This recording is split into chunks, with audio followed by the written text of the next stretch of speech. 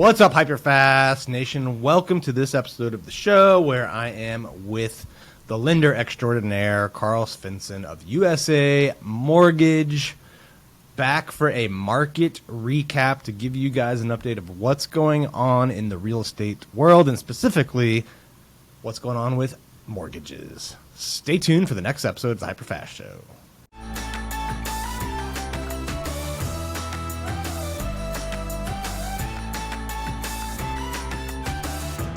All right, welcome back to the show, Karl. How are you doing today? I'm blessed, Dan. Glad to be back.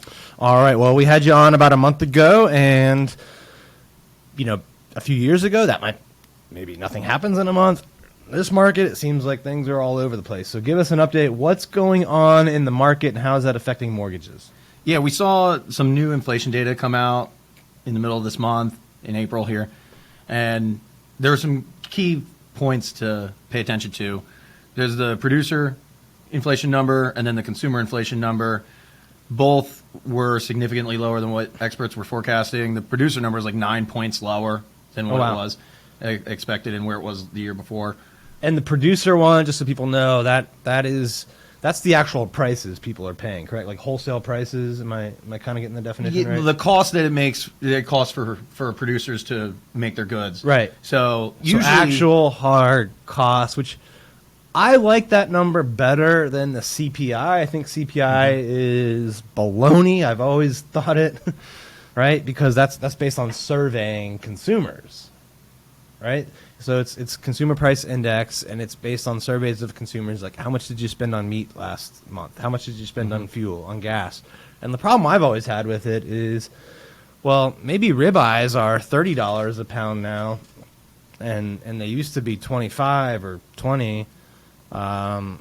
So you're eating less ribeye and more ground beef, right? So I think there's some flaws with the CPI.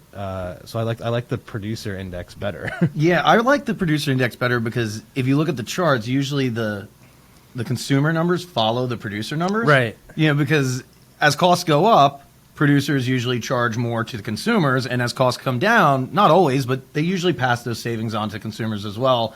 When we're in a capitalistic economy, I mean, it's if they don't drop their prices, the competitors probably will. So they usually do pass some of those costs, those cost savings down to the consumer. They do. I guess you could say it's a leading indicator of some sorts. But the main problem I have is that the CPI is more consumer behavior, not the actual prices. So I don't think it's a correct measure of inflation. I think the producer price index is better because if people spend less money this month on fuel or on beef than they did the month before, you might think, oh, inflation's coming down.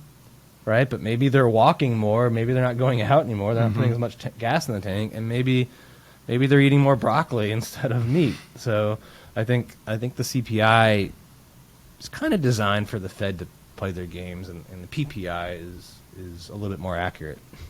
Yeah, well, the thing that you see, I'm going with that, right? Yeah, yeah. I guess my bigger thing is, even when we get good news like this, so much of what impacts the mortgage market is based upon what the people that hold power are saying, like, the people that are a part of the Fed.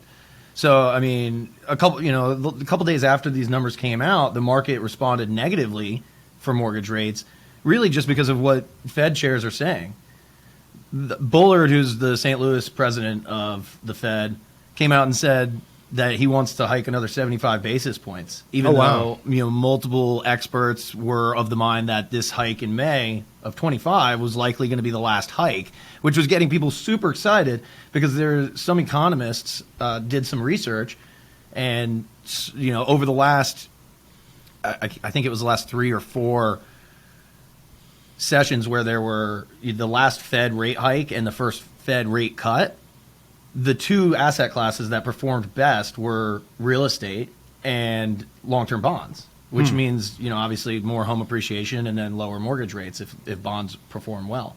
So, whenever we get to the last Fed rate hike, that period from then until whenever they start cutting is likely going to be super beneficial for the real estate industry. Right. I think until that uncertainty is removed, or at least removed in enough people's mind, the spread between where mortgage rates are and where like the 10-year bond, just because that's one that kind of tracks it a little, or has some correlation, like that spread is going to be wider than normal. So I think you're right. Like that spread is there right now because of the volatility, the uncertainty, and when people get a more certainty that the hikes are done, that's the spread probably will collapse a little bit, and without even the rate coming down, with just the spread, we'll probably see compression on mortgage rates. So, well, I guess when that inflation data came out, it reacted well, right? So we were down to low sixes again, then maybe it bounced back up a little. It didn't look too bad though after the Fed. That one chairman's remarks, right? So. Yeah, I mean, it depends on what type of property you're looking at, down payment and stuff like that. But on average, it is an 1/8 to 1/4% difference. Condos usually feel it the most, though. With this volatility, the buyers that I've been working with, the differences on condo rates was more substantial than it was on single-family townhomes and stuff. It's interesting too that the chatter in mortgage rates, this up 1/8, down 1/8, up 1/4, down 1/4. It really affects the number of mortgage applications. Seemingly, like the market's really sensitive to it. Like a slight little drop in mortgage applications seem to make like a week over week, like 10% jump. A slight little increase, and then they're down 5, 10, 15%.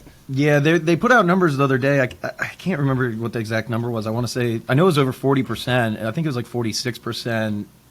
Lower for mortgage applications now than what it was a year ago. Right. Yeah, year over year, it's been lower and lower. But although that's as we get deeper into the year, those year over year numbers don't look as bad, right? But yeah, on the week to week basis, the market seems like ultra sensitive to just a slight 1/8 quarter point of a move. I mean, in either direction. Have you noticed that? Yeah, it's been very up and down over the last couple of months, more so than, I mean, from 2016 to like 2019, it was a pretty small volatility, whereas like a consistently downward moving interest rate environment. So it's much easier for clients to confidently float their loan from when they got in contract to closing, and then you're likely going to get a better deal by a little bit from when you got in contract to when you get to closing. And now it's like going to the casino almost. Right. It's like, well, you can float your loan. It might work out in your favor. If you float too long, it might cost you. Okay. So, ultimately we leave it up to the client to, make that decision based on what their risk threshold is. And I've been seeing most people right now don't want to take those risks, but there are a couple gamblers out there. What are you doing to help two groups of people? A, the buyers that are like sensitive to these movements, and B, the real estate agents who are working with these buyers that are ultra sensitive right now to interest rates. How are you helping those two groups? The buyers, it's ultimately giving them all this information of what's coming up in the market, helping them understand whether there's higher risk or higher reward. I always give my professional opinion, but I also let them know that I'm usually more of a risk taker. So, do with that what you will. Okay. It also depends on, these conversations always depend on what their thought process is as far as when rates are going to improve. If you think rates are going to be in a better situation at the end of the year or within 12 months of buying the home, well then, it makes sense for us to do like a lender paid 1-year buy down where they can get a lower interest rate for that first year. Because if you're going to refinance within the, before that 12-month period ends, then you just took a lower interest rate from the bank for free. Right. But if you're not of that mindset, then it increases your risk exposure, and it doesn't make sense for you to do that if you're not confident that you're going to be able to refinance in that 12-month time frame. So it really comes down to what they think is going to happen with interest rates.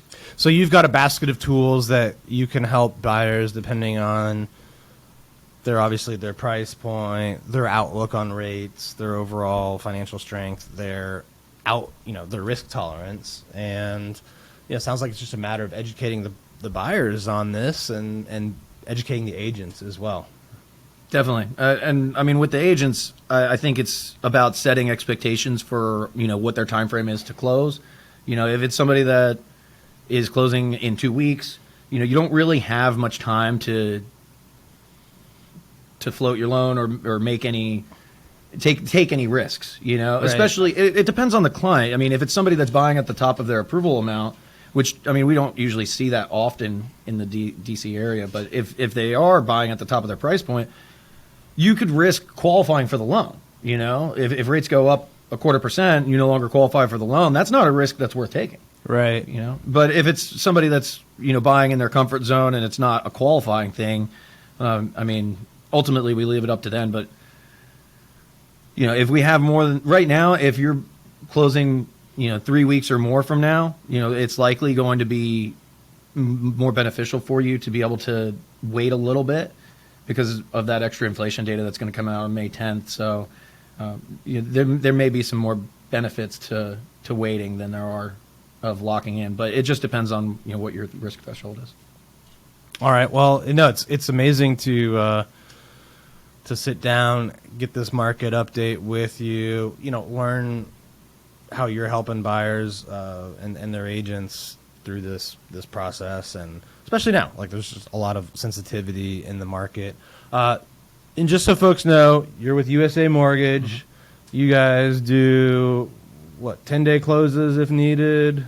I don't want you to misspeak. So if I'm a little, well, we talked about last time, but just remind us how fast can you close? Yeah, we'll do a 10-day if that's going to make the difference of the buyer getting the home. Push hell or high water, you can do it. But normally 14 is kind of like 14 is a standard thing. Okay, but the one thing that I did want to mention today is I've been seeing that there's like a lot of fear mongering going on with the media.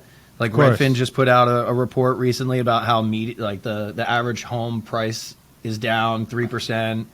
And if you actually look at the report, it has nothing to do with appreciation. It has to do with just the fact that people are buying lower priced homes. It's a median gotcha. number. So the median, yeah.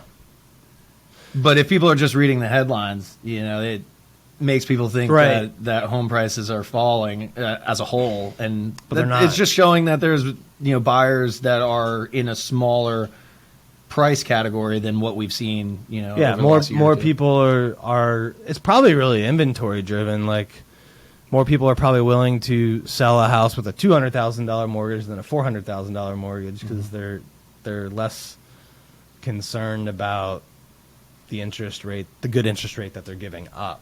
Right, so I bet it's more supply side driven, what the seller is willing to part with, than anything in a lot of cases. Right, so then we're seeing higher velocity of lower price transactions than we are higher price transactions.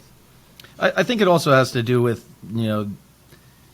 how you're going to be able to get there's a lot of multiple offer situations.